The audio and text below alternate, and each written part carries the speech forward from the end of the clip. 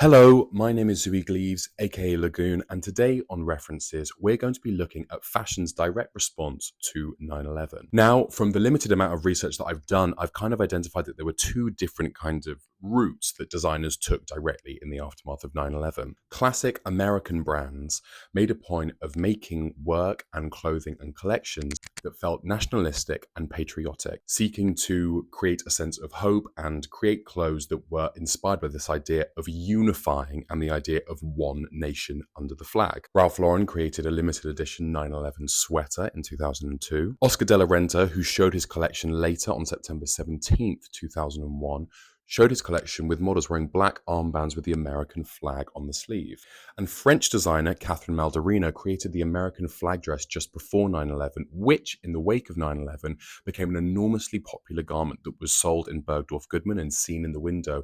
It was worn by Halle Berry on her promotional tour for the film Swordfish and has been worn on everybody as wide-ranging as Wendy Williams and Meryl Streep. And this dress also became quite an iconic example of celebrities in the wake of 9/11 wearing stars and stripes as fashion. Melissa Joan Hart even famously wears a selection of red, white, and blue outfits in the 6th season of Sabrina the Teenage Witch, which came directly after 9/11. And there was another group of designers who, in the wake of 9/11, sought to challenge this idea of a more nationalist approach in favor of one that felt more inclusive and one that sought to legitimize the Muslim American experience and the wider Middle Eastern and Western Asian experience in the wake of growing Islamophobia. Michael and Hushi were a legendary design duo, and Hushi is Iranian American, and they had been making work out of the New York kind of club scene of the late 90s and into the early noughties that had fans, including Patricia Field, who had styled Sarah Jessica Parker in several of their outfits, including a Keffieh halter top. They had shown several collections to great acclaim, including the Persian Odyssey, which was just before 9/11 in February 2001. They were due to show in New York Fashion Week during 9/11, but had to postpone their show to a month later. The show, called Roses from the Gutter,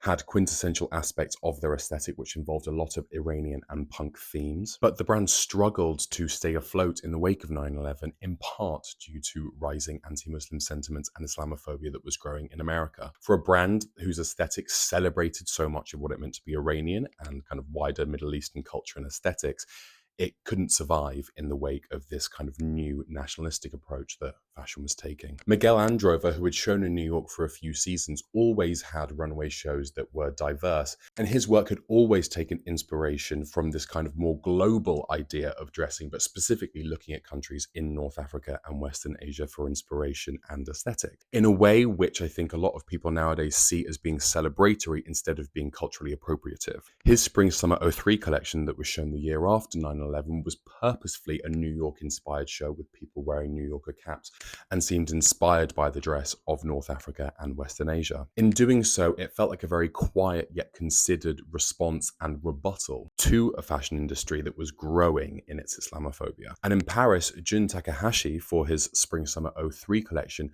closed his show with a range of models wearing different brightly coloured burqas. This had an added resonance because in France there had been growing Islamophobia for some time, with people calling for bans on the burqa as early as 1989 in France, with the scarf affair. To close the show in this way felt more like a celebration of an aesthetic which wasn't inherently Western and that was identifiably Muslim. And the show was lauded by some members of the fashion press while others took direct opposition to it. In 2026, we're still kind of reeling from the effects of 9/11. 25 years, nearly 25 years on.